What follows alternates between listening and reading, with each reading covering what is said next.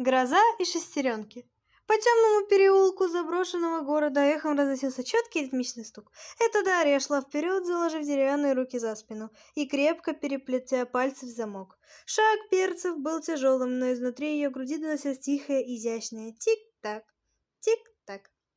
Слева, прямо под майкой-версовкой, плавно вращались латунные шестеренки ее открытого механического сердца. Так, получается, если я поверну направо, то я точно наткнусь на тех бандитов. Ой, я опять говорю это вслух. Надо бы помолчать, но я не могу, потому что у меня нет мозга. Привычно прокомментировала Дарья свои же действия.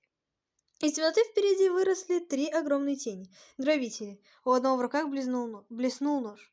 «Эй, деревяшка, сюда гони все ценное!» — крикнул вожак.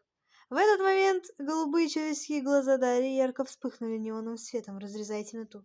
Они думают, что я их испугалась, но на самом деле я сейчас активирую фрукт Кицуны и разнесу их в щепки. Во весь голос восторженно объявила Дарья, даже не шевельнувшись. Бандиты переглянулись, опешив от такой честности, но времени размышлений у них не осталось. Дарья мгновенно разорвала замок из рук за спиной, вокруг ее тела вспыхнуло мистическое синее пламя Кицуны, и в ту же секунду позади грабителя открылся искрящийся пространственный портал. Дарья шагнула вперед и растворилась в воздухе, материализовавших прямо за спиной вожака. «Стиль боя! Электричество!» — крикнула она. Черные метенки на ее руках затрещали от мощных высоковольтных разрядов. Голубые молнии побежали по деревянным шарнирам, заставляя внутренние пружины Дарьи двигаться с бешеной скоростью. На секунду ее часовое сердце забилось в 3 раза быстрее. Кукнулся стремительный апперкот, и главарь банды, объятый искрами, тока отлетел в стену. Второй бандит бросился на нее с ножом. Дарья резко сменила стойку, плавно поведя руками, словно разгоняя волны. «А теперь водное кунг-фу, потому что металл отлично проводит ток, а вода усилит удар!» Грок выдал на свой тактический план. «Да замолчи ты уже!» — крикнул в ужасе один бандит, да было поздно. Мощный водяной поток сорвался с ее ладони, сбивая противника с ног.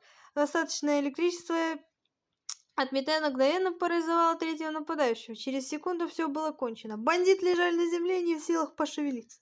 Дарья спокойно вернула руки за спину, аккуратно переплетя пальцы в замок. Ее глаза перестали светиться, вернув обычный лазурный оттенок. Она залезла рукой в карман черных штанов, нащупала свой заводной ключ и слегка повернула его в груди, выравнивая сбившийся ритм сердца. Тик-так, тик-так. Все снова пришло в норму. Это было легко, хотя, честно, я немного боялась, что от молнии у меня закоротит пружину в правом бедре. Честно, шепнула Дарья по пустому переулку и пошагала дальше, стуча берцами по лужам.